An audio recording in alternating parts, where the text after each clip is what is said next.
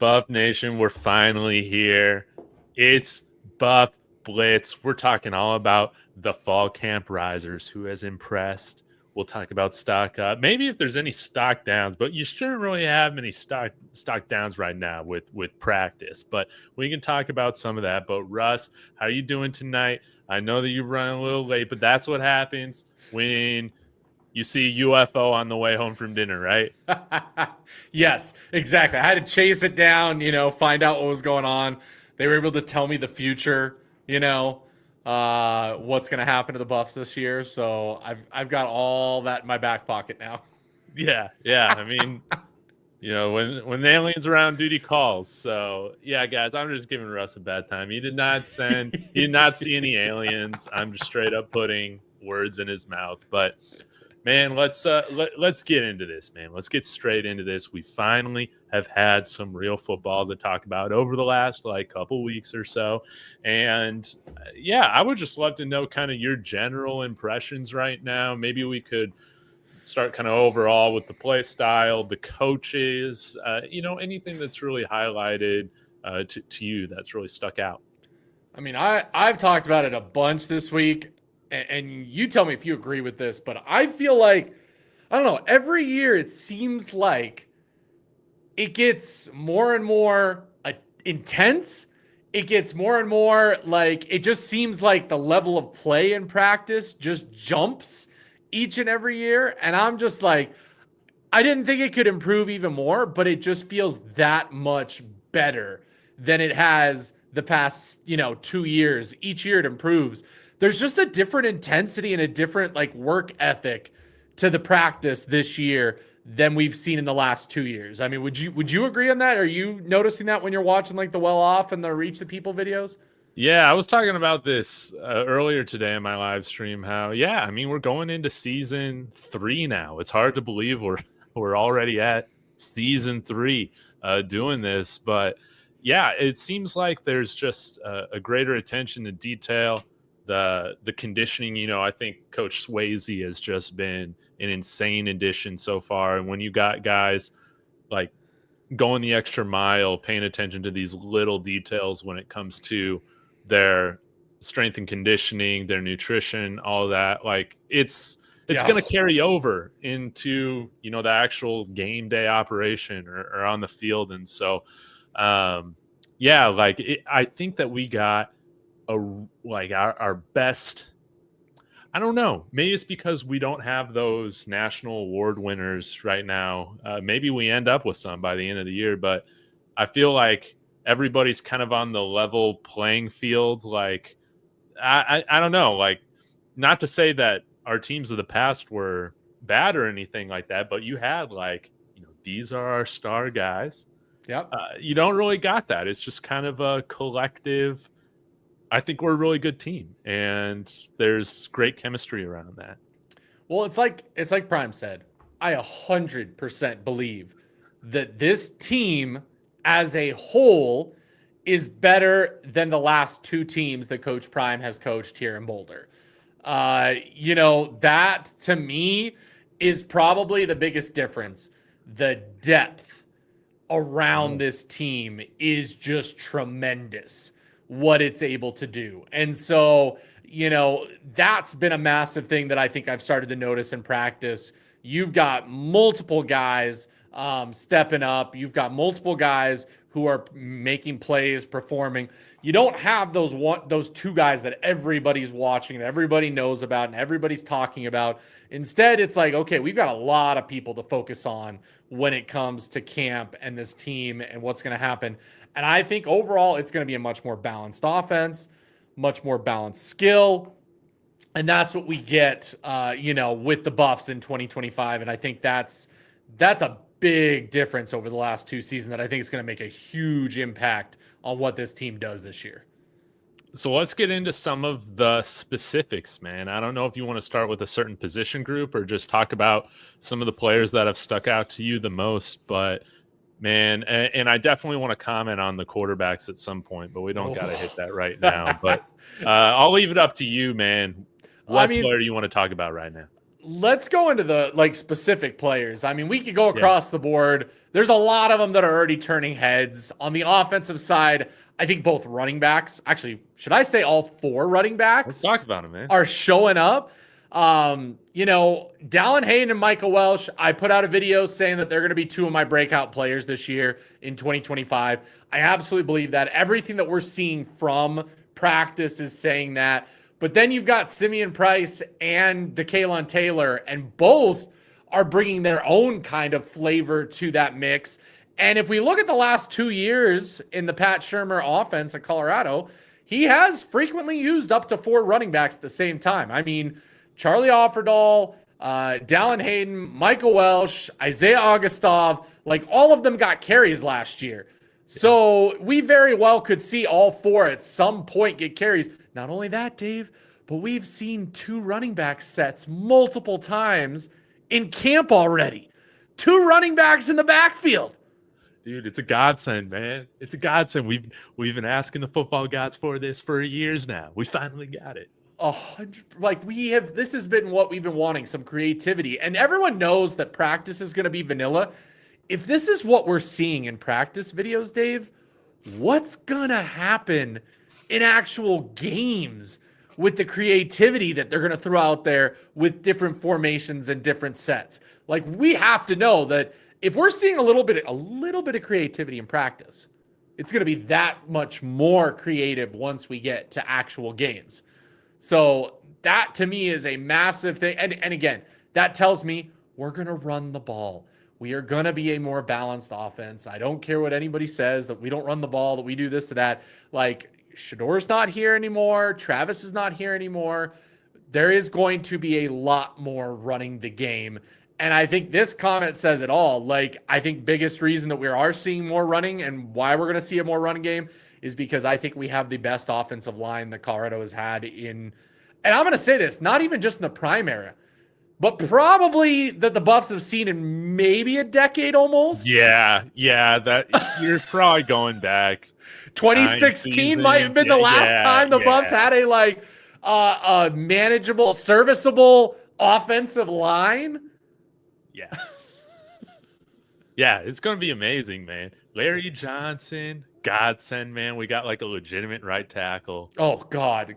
Just think of all the guys we've had at right tackle over the last couple of years, Dave. Dude, a bunch of guards, man.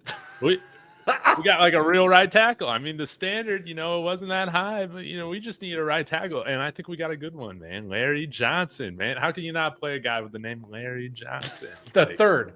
The third.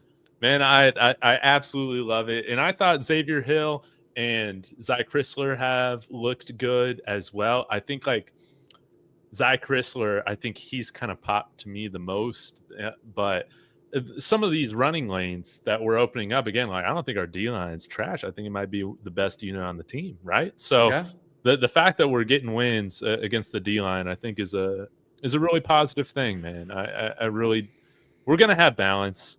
Now, has there been a particular running back that you've been happy with the most out of the group of 4?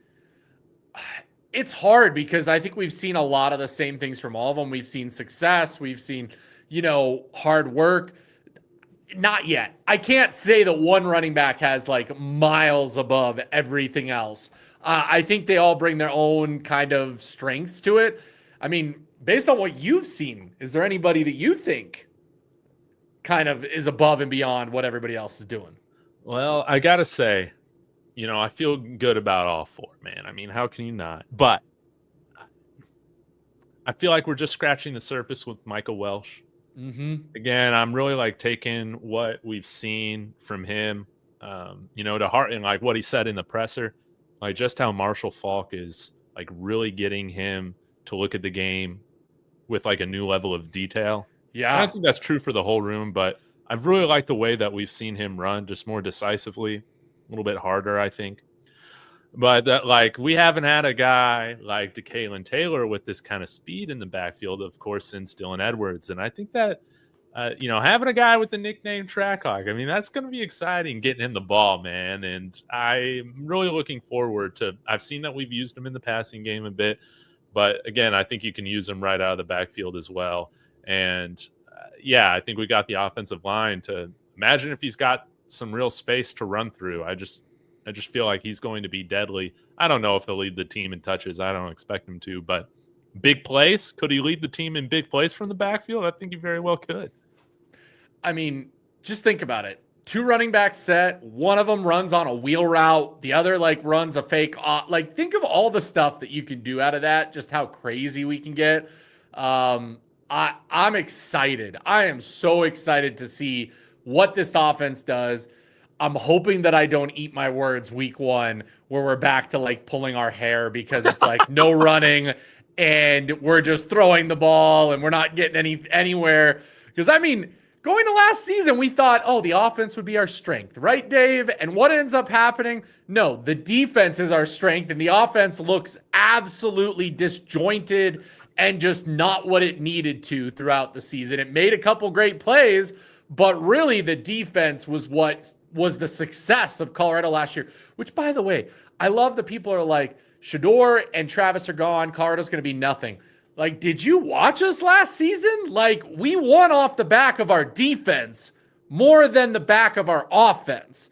So to say we lost 2 of our great offensive talents, and I get that Travis was an unbelievable corner, but, you know, I'm just saying, like, we didn't lose as much as people think. And the part that we were bad at, I think we've improved. Yes. Because I do think the offensive line is better. I think that as a result, the running back room will be better. Now, is the wide receiver room better? We'll have to see. When you have what? 3 wide receivers drafted in the NFL, 4 wide receivers are on NFL teams.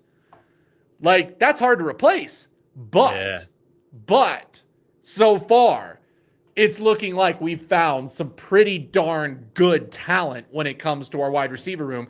And I think it's going to be the Omarion Miller year. 100%. Dude, it's got to be. Oh, my God.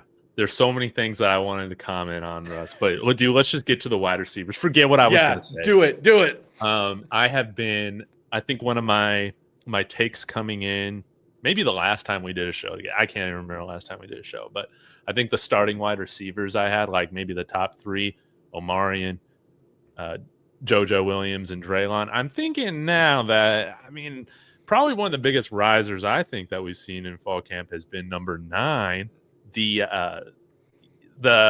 pride of Campbell University. Yes, the pride of Campbell, a fighting Campbell, Sincere Brown. I think he's looked really, really good. I don't know how you can keep him out of the starting lineup. I mean, at the very worst, he's part of the top 4. But I'm feeling much better about the wide receiver room, like seeing that, you know, he's not Javon Antonio. I mean, I'm just going to throw that out there. Like, he's not. I mean, I pray to God he's not Javon Antonio. No. Like he's looking different. He's looking different than Javon Antonio, right? They don't have the same body makeup because Sincere Brown's a lot skinnier and faster than Javon Antonio was. And Javon Antonio was just a big guy that people started to compare to Calvin Johnson for whatever reason during preseason. Right. And that was not really a great comparison there. So we'll not really compare Sincere Brown to anything, but agreed. And I think he's already made some moves up the depth chart. I mean, you saw in the videos yesterday when he, you know, went over high five Prime, and the next couple plays that you see on video, he's catching passes from Caden Salter. All of a sudden, you're like, oh, okay. So Sincere Brown's starting to make some moves and starting to, you know, turn heads at practice. So yeah, I would agree with you on that one. And yeah, let's talk a little bit more about the wide receiver room. I mean, how are you? Yeah, like what do you think about some of the young guys we got? Whether it's the freshmen, how do you see like Isaiah Harge factoring in here? Yeah, I think it's unfortunate. I mean, notice that Isaiah Harge isn't wearing the 2 shirts this year. Notice no one's wearing the 2 shirts this year. They took that off of him, I think, after the first practice. It's because, unfortunately, Isaiah Harge is probably down the depth chart on both sides of the ball, and his only chance of succeeding is to focus on one side of the ball at this point. Which it should be offense. It should be offense. It's not like it was in the past, you know, where we're throwing Tyler Brown on both sides of the ball. Like, I wanted it to work out so bad. Let's go back to that and just say, okay, well, I think what that proved was that Colorado's depth was in the so-called crapper at that point, and we were trying anything we could to fill spots because that's insane. So unfortunately, I think Isaiah Harge is probably not going to see a lot of play time, if I'm being honest. It's killing me, man. I want him to be that like dark horse guy. I get it. But when you've got, and I'll go down the list of what I think it's looking like, because some of the guys in the chat are also like adding another one that I think we're not talking about yet. You got, like you said, Omarion, JoJo. You've got Draylon. You've got Sincere. Jack Hystera. Jack Hystera does not come back to Colorado for his last college football season unless he believes he's going to play. Why come to Colorado and be sixth string during your last year of eligibility? Does that make any sense? No, it doesn't, man. You got to be part of that. You got to be part of that rotation. And yeah, I think that he's looked great. He looks like a little Wes Welker out there. Yeah. I mean, not to do, racial stereotypes when it comes to white wide receivers like we always do, where it's always comparing them to other white wide receivers, but Jack Hystera looks like a Wes Welker out there with how he runs his route and how hard he runs his routes. Like, that dude is committed, and he does not drop the ball at all. Yeah, that's all we've missed in this wide receiver room. It's just been, one good white guy in the wide receiver room. We got him now, man. Like, I thought that he's looked good. I don't think we've seen like as much of like, I haven't noticed like Hakeem as much, but what have you thought of him so far? I mean, he's massive. I know. And I got asked that by a Florida State fan. They asked, how's Hakeem doing? We're rooting for him. We hope he succeeds there. He didn't have much here at Florida State, and I think Florida State again this year is not going to have much when it comes to the quarterback and wide receiver play, but we'll see. Who's their quarterback this year? I don't even know at this point, but it's not looking great. The point is that I think the thing about Hakeem is we need to be patient. He's only used 1 year of eligibility in college football.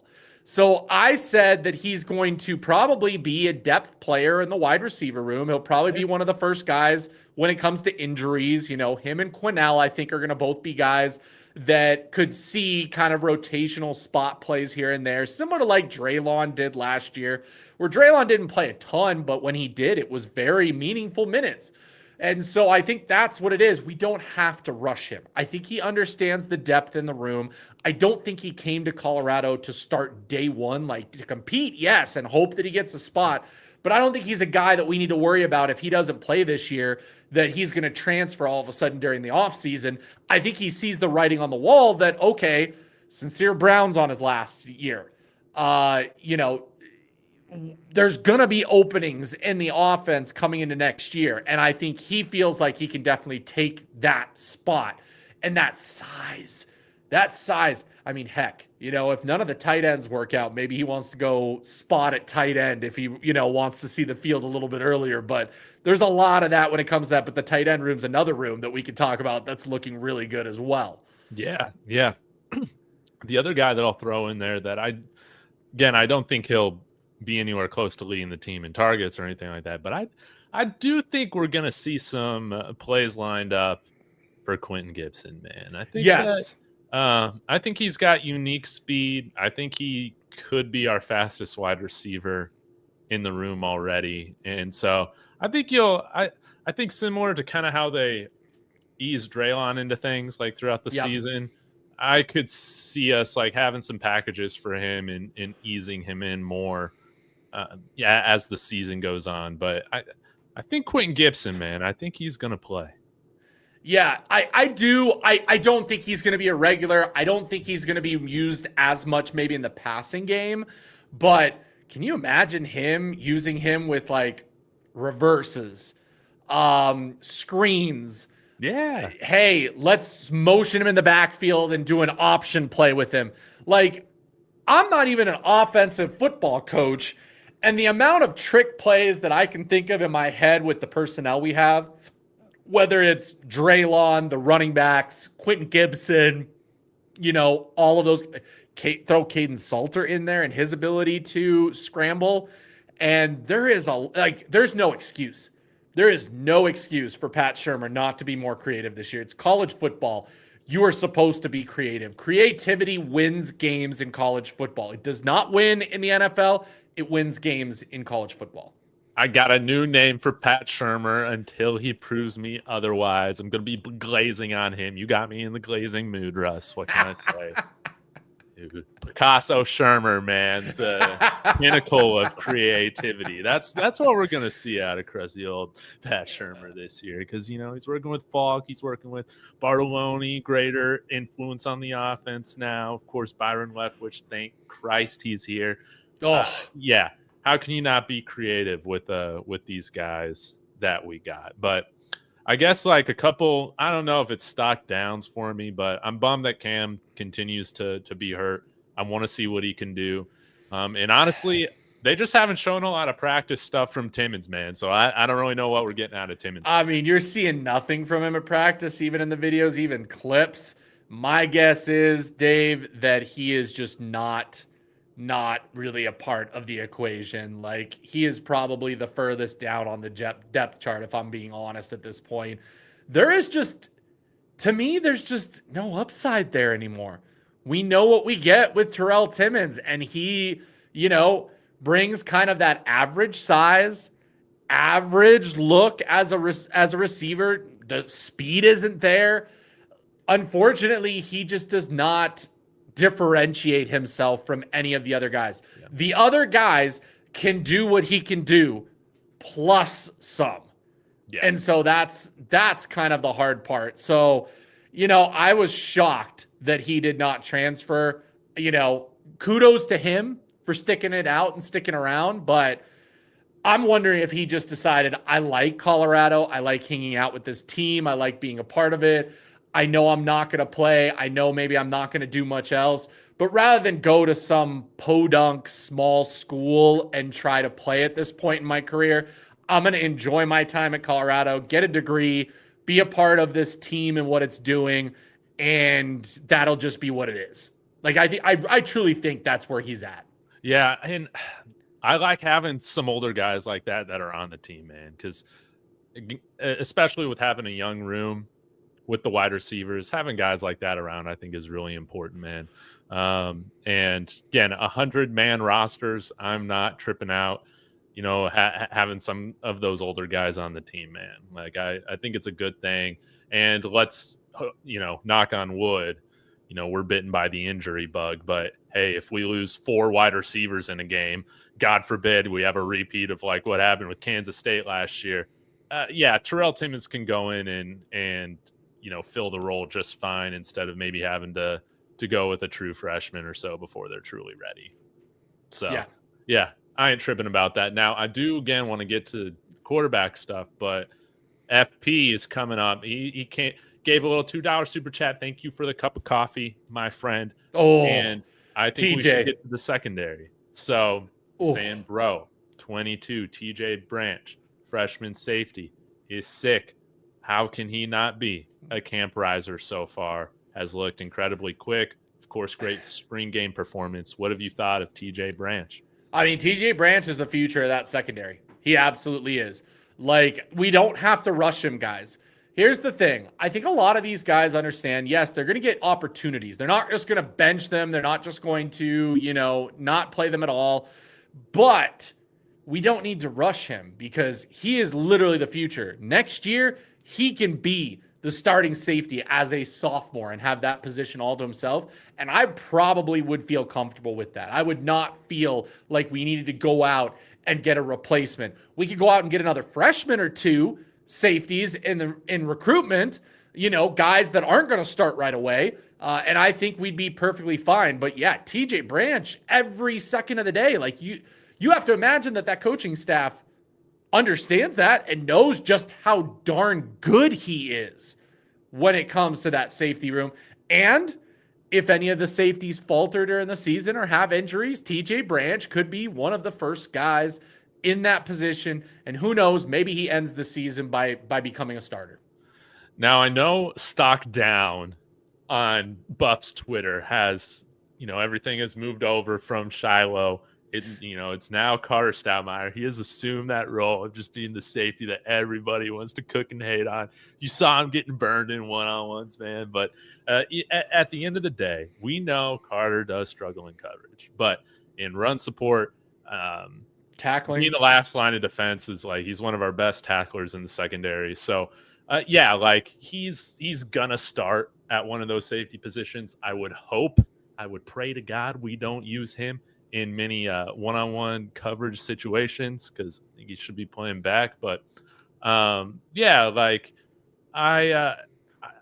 could see TJ Branch being part of that safety rotation pretty quickly alongside Byard and John Slaughter. I think that those are kind of the main guys that we've seen so far. But I've also been real impressed with I think he'll be more of a corner, but Tyrekus Davis. I've really liked what we've seen out of him, man. Forced fumbles, interceptions. Anybody else in the secondary, who do you think starting alongside DJ McKinney and Preston Hodge in that cornerback room? So for me, and I get their names mixed up for whatever reason. That's okay. You're talking to the Teion Parks. Teion Parks is, I think, going to be the starter opposite of DJ McKinney with Preston Hodge in the slot at the nickel position.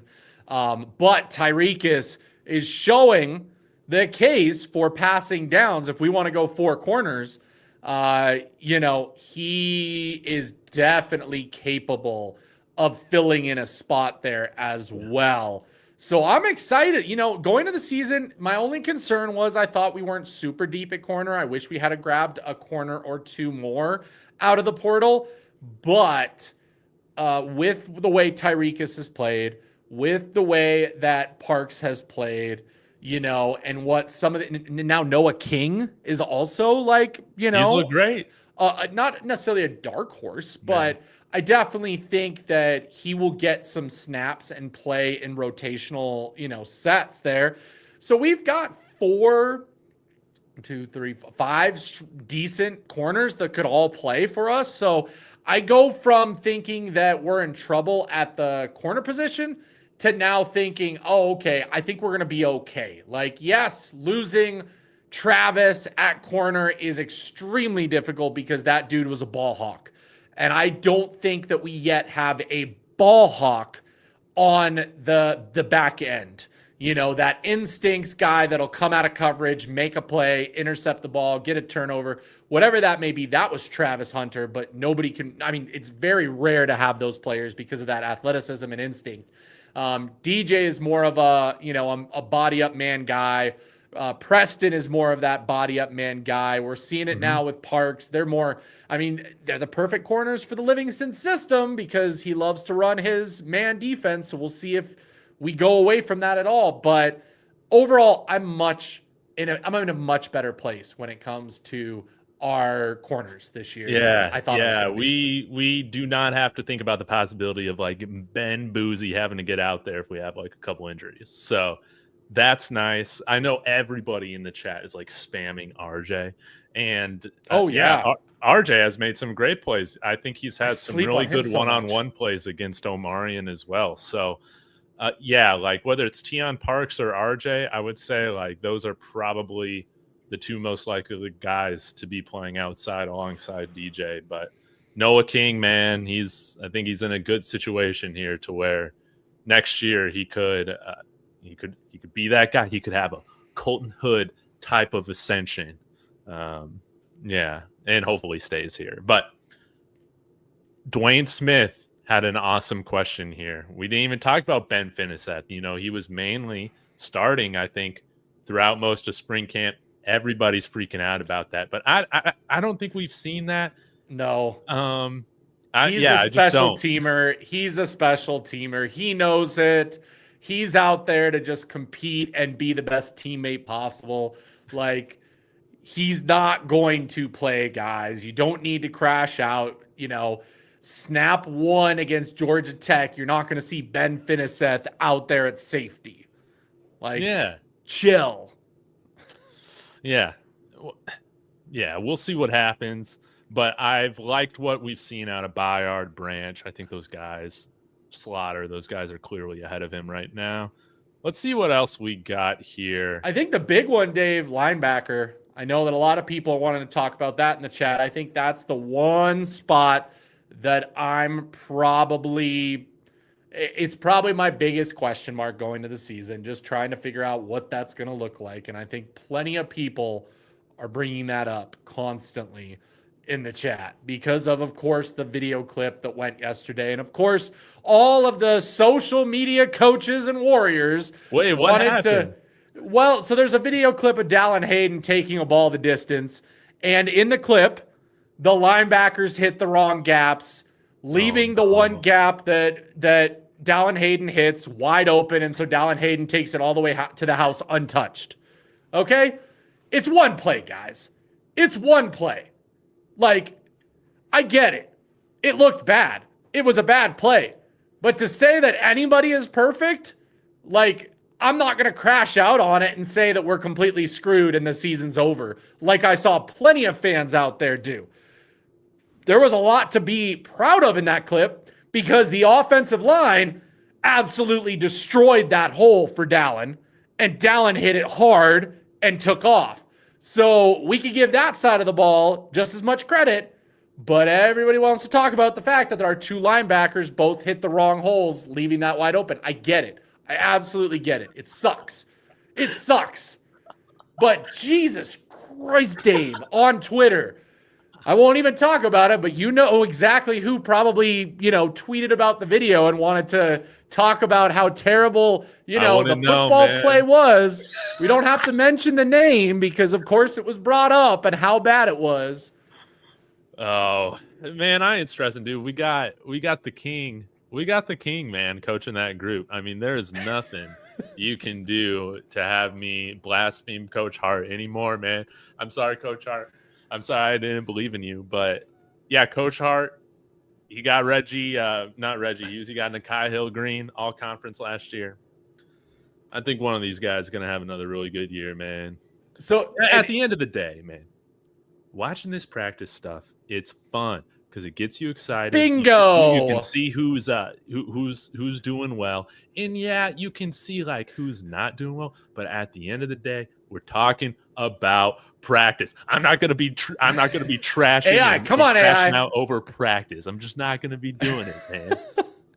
Here's the thing. The time to feel hope. It's not me crashing out on that. It's just like nobody's gonna be perfect. Yeah, I mean, and what's dumb about that is acting like you're the greatest football analyst ever, watching that clip and calling out the linebackers. Like, it was so easy to watch that clip and see, oh, yep, the linebackers made a mistake. It's like saying last year, the play that Levante Bentley got completely burned by the wheel route. Like, completely burned by the wheel route. That's so bad. For a touchdown. Yeah. Okay. Does that mean that Levante Bentley is the worst player ever and Colorado's season was over in that one play? Like, he made a mistake. He made the wrong read. He took the wrong step. It happens. It happens. Like, what? Like, that's the thing I need to say is, like, I will wait until actual game footage before I actually, finally come down and say, okay, this is my final thoughts. Bad play by the linebackers, but I've been seeing some good stuff from them in practice, too, that people just don't highlight a lot. And so the fact is Martavius French and Reginald Hughes are both quick, fast guys that can get downhill quickly. They've got to get their plays done. They've got to understand their roles a little bit better. There's going to be some hiccups and mistakes. Okay, it's not going to be perfect, but it'll be okay, and we'll see what happens. Okay, We'll see what happens. Even the best teams have mistakes from time to time in games that cost them touchdowns. Like, it happens. Again, we got the best linebacker coach in college football. I'm standing on it. I need to get you a little Coach Hart shrine that you just bring out at different times. I'll put a photo of Coach Hart back here. Come on. Yes, please and just bring it up every now and then in a frame and just look at it lovingly of I'm so sorry that I ever doubted you. I need that. I need that during the season. Kiss the Coach Hart shrine before every game for good luck. That's what we need. But let's continue on here. Let's talk about the defensive line because they, I think, have been like the funnest group to watch. Yes. When you're talking about stuff that just gets me absolutely buffed up, it is Tafik Thomas running his mouth after big plays. You've seen Quincy Wiggins step up. Ooh. Hey, we've even seen some good plays from who has now returned, and it's awesome. Nikhil Webb-Walker. I think we've seen plays from pretty much anybody of note, like on this defensive line. I will repeat what Coach Sapp yesterday, and I'll repeat it all season long. We ain't got a depth chart. We've got a snap chart. We've got a rep chart. Like, remember where we were at 2 years ago. Remember where we were at 2 years ago with that D-line. Oh, good gracious. It was just like, find somebody that can do something on that line. And then last year, a lot more plays to be had. This year, I think that defensive line is absolutely gonna eat. Absolutely gonna eat across the board. And guess what, guys? Like Sapp said, the depth chart does not matter, okay? The depth chart does not matter. They are going to rotate 4 guys every couple of plays. They're going to keep them fresh, and they're going to be able – I mean, Dave, you and I, we're both Broncos fans. What did the 2015 Bronco team have? Dude, that helped them be the best defense in the entire NFL, if not the entire history of the NFL? Some might say that. Yeah. But it was the rotation. Yes. Insane on the edges. When you start with Von Miller and DeMarcus Ware and move to, Ray, you had Wolf on the line rotating in. You had all those guys. Rotation is how you kill it at defensive line. And we have that this year. We have a solid 8 to 10 guys that'll be able to rotate out of that, depending on the situation. Yeah, man. Warren Sapp, Domata Peko, I think they're doing a great job. I love to see that Anquan Barnes I feel like he's had like a spiritual connection with Coach Swayze where dropping 30 pounds and he's in the best shape of his life. I think we're going to get the best years of their career so far out of guys like Tafik Thomas, Anquan Barnes, of course. Amari McNeil, I think, is going to be leading that group from the interior. But the edges, like having a guy like Quincy Wiggins step up to replace a guy like Taj McCoy leaving, that's great. My hope is that we don't even skip a beat. And then I think London Merritt has looked really good in some of these pass rush situations. Yeah. That's huge too, Dave. Like, we've got then the freshmen that can come in when needed and do something. Merritt and Alex are just going to absolutely come in and wreck behind that. Like, it is. The receiver room will get all the attention for the depth, but the defensive line room is right there with It is going to be fun to watch, man. I love seeing McPherson kind of get chippy. Was it with Cooper Lovelace the other day, man? Like, I love to see that, man. I like to see the teams getting, or the sides getting real chippy with each other. I think that might have been on Monday. I can't remember. But, yeah, man, how can you not be excited? Shall we get to the big piece of conversation here? Let's get to the main. Yeah, I have been teasing this for so long, with the thumbnail, but FPSD, he's like, he's like our producer in the back telling us, all right, guys, switch topics. Another $2 cup of coffee. Thank you. He said, not a fan of 2 QBs. Pick one. Russ, I got to get something off my chest. I'm sorry. Do it. I got to hear your reaction to it. It's time. Get the cigarette out. Get the get the Ralphie horns out. I'm going dark side Dave. It's happening, guys. I'm going dark side Dave. Here's the thing, man. I have said I just feel like both of these quarterbacks are going to play. That's just how I feel with everybody connected to the team, what the coaches are saying. My hope is that it's not a big rotation, but I feel like, man, this is going to be something we got to thread the needle on, because you could say, we didn't have the best offensive line, last year, but it was better than what we had in 2023. But because, there were some other agendas, which I felt were rightfully so. It was very important to make sure Travis Hunter won that Heisman. It was very important to see Shedeur throw that ball around, break all sorts of school records. Like, it was very important to have a really fun brand of football that way. So, like, I get it. But that can come at a cost of sometimes you're making things harder for yourself when you're putting yourself in a corner. And I get a little nervous about how, because like when you've seen these quarterback rotations happen, usually it's like the younger guy that's less experienced. He's like a guy that's running the red zone packages and he's like running the ball in and doing the wildcat stuff. And then every now and then we'll throw. Well, that's not really Julian Lewis's game. Now, they have shown us on the practice footage that he's running with the twos, but I do wonder. He's probably running with the ones too, right? So I just hope that the roles are clearly defined, because I don't want this to divide the team. I don't want to feel like the team has to pick sides or guys have to pick sides.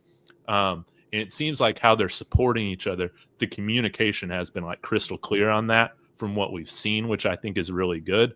But yeah, I can understand FPFSD's hesitation with like feeling like this might be the best idea. I think there are a lot of positives to doing this, but that doesn't mean there's not potential for some drawbacks. What are your thoughts? I think when it comes down to it, we will see one quarterback. I do not think that they will rotate. I don't think that they will rotate. Okay. Now if it came down to it, okay, so here's the only scenario I see where we could see two. Caden Salter gets hurt. Yeah. Julian Lewis plays, steals the starter spot from Caden Salter.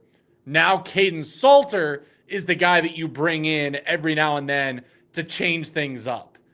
But most teams go with the passing quarterback as the main guy and then bring in the dual threat as the kind of trailing, throw the other team off, see what happens. You don't see it the other way around, and that's what you get. So when you bring Julian Lewis in, he can run the ball, absolutely. I'm not saying he can't. That's not what I'm trying to say. But everybody knows there's a difference between Caden Salter and Julian Lewis and how they play. It's a fact. Oh gosh. See, I love this too, because God, the amount of people in spring that were telling me, oh, don't sleep on Ponder. He might be the starter next. Like, he should play. Like, Ponder's so great. Guys, Ponder was never going to be in it for the top two, ever. Like, that's to any of those people, and Keith was not one of those. Obviously, it's a hilarious joke because of the people that thought that. But I think what we've got here, Dave, is we've got a starting quarterback that I think game one will be Caden Salter. I think what could happen, though, Dave, if things aren't working out and the offense is stale and it's not working and Caden Salter's not able to throw the ball, even though, again, I totally believe he can and he has in his career, so I don't think he doesn't have arm talent or anything like that, so don't think I'm saying that from my comments. But if something like that were to happen, then I could see, okay, maybe they switch it up and play Julian Lewis if we're struggling or we have other things going on. But I think Caden Salter, when it comes down to it, is going to be QB1, whether people like it or not. And I think the fact is, and this is probably my biggest point that I make every single day, we're in a position where if a quarterback goes down, our season is not over. Our season is not over. Right. This is not what happened the last 2 years, where if Shedeur was slow to get up, you're thinking, oh, season over. We're done. Like, here comes Staub to play Utah, and we can't even, score any darn points in that game. Like, that's not going to happen this year. Right. Like, we're in a great position that way. But we're not going to rotate quarterbacks. I guarantee that they're not going to do that. I guarantee Pat Shurmur's not going to do that. And I guarantee that Prime doesn't want to do that. No. He doesn't seem like the type of guy that would be on board with that type of situation. Well, this is a relief to hear, Russ, because I just feel like I've been reading through the tea leaves. Maybe I've just been reading through them completely wrong, but it's made me a little nervous because it's like I feel like the everybody who's like connected to the program, podcasters or reporters, they've teased this idea through the whole summer about a 2-quarterback system. Why is that not a talk? Why is that a talking point unless it's like being discussed as a possibility? That's kind of been my thing, but maybe it's just the offseason and I'm looking too much into it. Chat, am I looking too much into it? Am I just going full conspiracy guy? Anyways, Russ, you've calmed my nerves on this. I think let's wait. Let's wait until that first game, and see what happens there. Yeah. So, look, I like the bet. If Ponder gets playing time this year, Russ got to get a blended fade with a taper. Dude. I don't know what is. My chat has been all about trying to get me to do some kind of bet so that they can see. I want to see Russ with a fade. Let's go. Just I'll go in and get like a fade with like a like CU in the side of it, or how about I get Ponder's name in the side of my head or something. No, dude, Ponder, he's way better than that other walk-on we had. What was his name? Don't talk about Gavin Cold. Oh yeah. Don't talk about Gavin Cold. That guy should never be spoken at Colorado again. If he ever shows his face in Colorado, that kid is gonna get beaten. He's gonna get beaten by on campus. Where's he playing at this year? He's not. He went to some junior college Division III school after he badmouthed Prime on the way out and said that, I didn't play because daddy ball. And it's like, Gavin Cold, you didn't play because you sucked. Oh man. Blame it on that. It's too funny. Well, okay, this has been great because I'm gonna stop freaking out about that. Say, dude, I just want to see what Salter can do, baby. In terms of like a leash for Salter, what is the leash for him? If he's starting the season, is it? Yeah. What's the leash? Ooh, I don't know. I mean, I truly don't know because, we've talked about it before. I think the Georgia Tech game, that's a tough game. I don't, unless you completely throw a dud as quarterback and you, throw up 5 interceptions in the Georgia Tech game, then, yeah, you're on the hot seat. But those other, non-conference conference games then, your Wyoming, Delaware, Houston, those should be games that Colorado wins. We should not struggle in those games. And if we struggle at any point in those games and it continues for multiple games, you may see Julian Lewis by the time conference play truly starts in week 5. I don't know. That's a tough one. See, Dave, I'm glad that I'm not a coach. I'm glad that I'm not at CU because I don't have to make these tough decisions and determine who's going to be the starting quarterback. So absolutely no clue what that would look like or how long it would take you to finally say, I'm pulling the chain on that. I just hope to God we're winning so many of these games that Julian can play, quite a bit in some of these second halves, man. That's my hope. That Delaware game, that's my circled. Yeah. Dave, I bought tickets to it because they were so cheap. Oh, that's awesome. I bought tickets to that game. Great seats, $75. I was like, great. And, hey, if I get to see Julian Lewis's first, college game, then so be it. That probably you would think would be the one, even though, again, everybody online is like, don't sleep on Delaware. I get that. I'm not the one playing in the game. Us fans are not playing in the game. I'm sure Colorado's not going to sleep on Delaware. And, they should, or they're going to get a lot of questions from the college football world if they don't put it on Delaware. So who knows? Hopefully we see him in that. Yeah. Man, let's see what else. What else do we got in here? What else is the chat saying that's funny? We'll have to see. Y'all think Savion Riley's touching the field for Georgia Tech? I got no idea. I think he rotates in. Yeah. Because he's probably, behind Parks? It probably goes DJ, Parks, Hodge. Wait, what? What? Wait, Savion Riley's on Georgia Tech now. Y'all think Savion Riley touching the field for Georgia? I think he just means like during the Georgia. Are we? Oh, we're talking about RJ Johnson. No, Savion Riley did transfer over there. What am I thinking? I'll tell you this, guys. Yeah, I will tell you this. I get RJ Johnson and Savion Riley mixed up all the time because I feel like they're the same player. I'm telling you, dude, you're talking to the king of forgetting names and numbers, man. So I won't don't feel forget bad the about it. names, but I'll just like mix up guys all together. RJ and Savion in my head have always been the same person. Now, I mean, I can't answer that for that. Yeah, man. I got man, and I keep forgetting about Terrence Love, man. You know, we got Terrence Love. He's number 6, right? Zell, here's the thing. He's not in with the ones yet. I mean, Stout has been with the ones for most of camp, so yeah. And Nico Reed.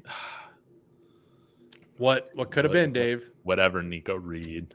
Whatever. Do we want to go through the list of CU players that we had to watch leave and succeed elsewhere? No, we're out of hell now. We don't got to do that to ourselves. Do we want to talk about Jordan Tyson and the fact that one of the best receivers in the Big 12 played at CU at one point? Man, what could have been? What could have been? But I'm glad he's in a good situation. I am too. I'm happy for the kid. At the time, it was a no-win situation. He had to go. Like, I get it. He had coming off that injury. Coach Prime didn't know what was going on. There, I know. I was gonna say Christian Gonzalez, Nico Reed, Jordan Tyson in recent years. Who else? There's one more. I feel like one more big one. Obviously, I mean during the Prime era, we could talk about running back Oregon State Hankerson. Yeah, Hankerson. But I do have an overarching question for you because you know this is a Buff show. So let me preface this by saying, if the Buffs aren't going to win the Big 12, not that we're predicting that, I'm not, but let's just say if they're not, who is the team to beat or the couple teams to beat in the Big 12 going into this year? I think it will be Arizona State again. I think they brought back enough. They win the Big 12 last year. They literally are what, Dave? A play away from potentially going to the national championship game in the playoffs? Yeah. I mean, Sam. They got a running back named Kanye now. I think it's ASU all the way. I think they run away with it. I think Iowa State is a little bit of a sleeper when it comes to what they can do, because I do think Rocco Becht is one of the better quarterbacks in the conference. We've got a decent quarterback-heavy conference this year that I think a lot of people sleep on between, Levitt, Becht, Avery Johnson, Caden Salter. Who is it? Oh, what is it? Was the guy added to Houston or added to Texas Tech? I can't remember. The transfer that's actually pretty darn good as well. Oh, I'm gonna have to just Google this. Barron, right? I think so. Best quarterbacks. Tech, they went full A&M with this recruiting class this year, so that's going to be fun to see.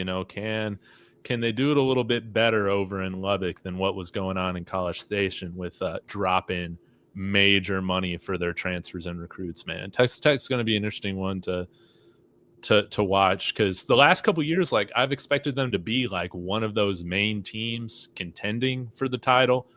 They just haven't gotten there yet. But I agree with CU Buffs 96, man. Like, Baylor finished the season incredibly strong, if I remember correctly. And they're returning their quarterback, Sawyer Robinson. They still got, a handful of weapons on offense, and their defense will be in good position. What I love, Russ, is that, man, I think, again, the Big 12 is going to win the award for most entertaining conference per usual. Now, that will go on to penalize us in the college football playoff, as none of this stuff makes sense. But yeah. And not even just the playoff, Dave. It's going to hurt us in the eyes of every football fan out there, because all I'm going to hear, which I already do on a daily basis, is how weak the Big 12 is. And, Shedeur Sanders was a great quarterback because he was in a crappy league that, doesn't belong in college football. Or, Colorado has done nothing. If we win the Big 12, the narrative is going to be the Big 12 sucks. That's just how it is. I mean, the narrative and the goalpost moves every single time when it comes to our conference, when instead everybody should be watching the Big 12 because we actually have competition. We actually have even teams competing. We actually have good games on TV. We don't have blowouts where teams are just done in the first half and the starters are sitting the entire second half. Like, to me, it's just frustrating that people take that and immediately say, well, it's because your conference sucks. Like, we literally almost had a chance to go to the national championship from a Big 12 team, and they actually competed in that game. So I don't know what people are talking about. This is a good question from Gennaro. Once we dominate Georgia Tech, will we be immediately ranked? Is Georgia Tech ranked? I don't think they are. No, but what I was a little surprised about was how many votes Colorado got in the coaches poll preseason. Was it 12? Yeah. Yeah. I mean, had we gotten like 1 or 2, I would understand, and I'd been like, yeah, that's normal. 12 is like, we're on the cusp of being ranked, guys. So yes, if we go and beat Georgia Tech, I could see us being in the top 25, depending, of course, what happens with the rest of the teams in the top 25. Because, of course, you're not going to just upend a team if they haven't lost. We'll have to see what happens those first couple of weeks. But I do think that if we beat Georgia Tech, we will be ranked. Yeah. Wait, dang, buddy, saying not going to happen, man. We'll just have to see. Now, if we dominate Georgia Tech, I think that definitely. Oh, we'll jump way up. If we're putting a spanking on them, like, absolutely. But yeah, man, Russ, I'm just so freaking happy football's here, man. And yeah, I can't wait to see these guys, see who balls out, see who becomes the scapegoats of the season. It's gonna be great doing this with you, celebrating the wins and freaking out with the losses. It's gonna be awesome. I can't wait. It's all about just having fun and riding the wave of this thing, baby. That's that's what we're gonna be doing. Yeah, I can't wait. Well, any other thoughts before we wrap this thing up? I appreciate you going on with me for an hour, man. No, dude, I am like I said, I'm excited. I'm glad we're getting closer and closer to football. I'm glad we have the NFL back.